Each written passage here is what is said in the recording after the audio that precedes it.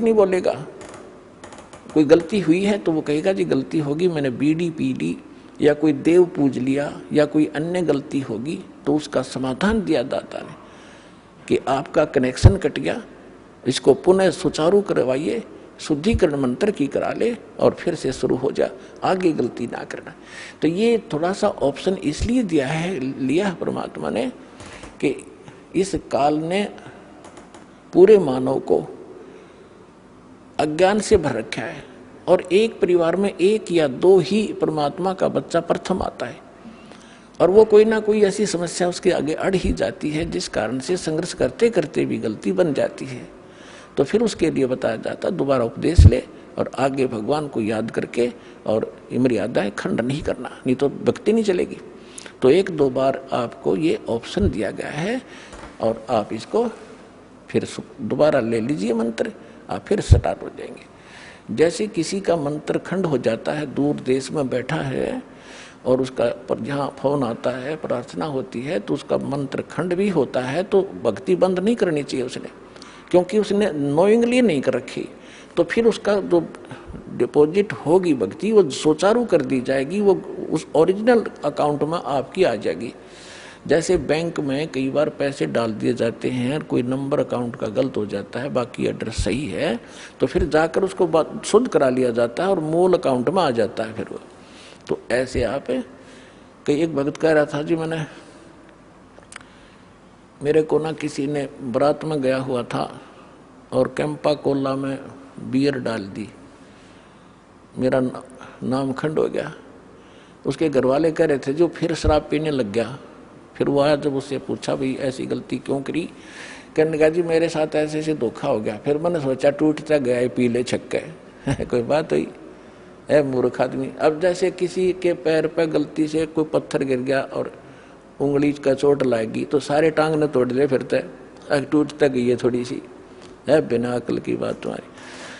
तो उसको ऐसा नहीं करना चाहिए। वो खंड आपने किया नहीं, किसी कारण से हो गया तो वो खंड भी नहीं होता ऐसे। अगर किसी ने आपके साथ धोखा किया है तो आपका नाम खंडित नहीं हुआ। फिर भी शंका बनी है तो सुचारू करवा लीजिए, वो कोई दिक्कत नहीं। और भक्ति नहीं छोड़नी चाहिए, वो करती रहनी चाहिए। किसी भी कारण से खंडित हो भी गया है, साधना करते रहिए, लेकिन इस उद्देश्य से कि फिर माफी मांगूंगा या घर बैठ के करते रहे तो बिल्कुल कभी अकाउंट आपका नहीं जुड़ेगा, सदा के लिए खत्म हो जाएगा। इसलिए ऑप्शन दिया गया कि दोबारा आके सुचारू करवा लीजिए और दीक्षा अपनी फिर से चालू कराइए कनेक्शन। तो परमात्मा ने बताया है कि गुरु मानुष कर जानते ते नर कहिए अंध, महादुखी संसार में फिर आग गए यम के फंद। अब गुरु जी के सामने कैसे व्यवहार करें, कोई अभिमान शब्द नहीं मुख से निकले। जिन बातों से गुरु दुख पावे उन बातों को दूर भगावे। जिन बातों गुरु किन बातों से दुख पाओगा, आप कोई गलती कर रहे होगे या कोई मर्यादा भंग करते हो, हमारे अनुकूल नहीं चल रहे हो, तो गुरु जी दुखी होते हैं। इसलिए उन बातों को तुरंत त्याग देना चाहिए जिससे गुरु दुख हो। गुरु दुखी तो भगवान दुखी, और भगवान दुखी होगा तो काहे के भक्तम।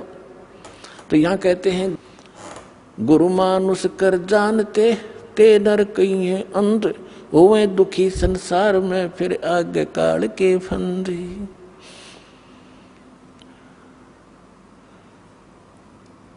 गुरु को पुरुष कर जाने और पूरे गुरु की सेवा ठाने। तो जो प्रसंग चल रहा है कि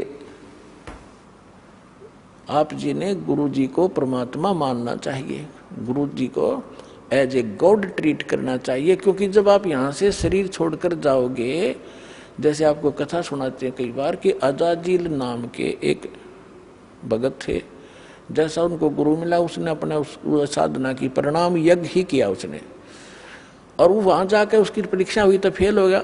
तो खाक परीक्षा की, खाक उसने साधना की, सामने लड़का खड़ा कर दिया और उसके वचन का है और भगवान कह रहे परिणाम कर, फिर अपनी औकात नहीं भूला वो। तो तुरंत अगर उसमें सच्चे ढंग से की होती तो वहाँ अकड़ मिलती ही नहीं, उसमें वो अभिमान ही नहीं मिलता, तुरंत कर देता।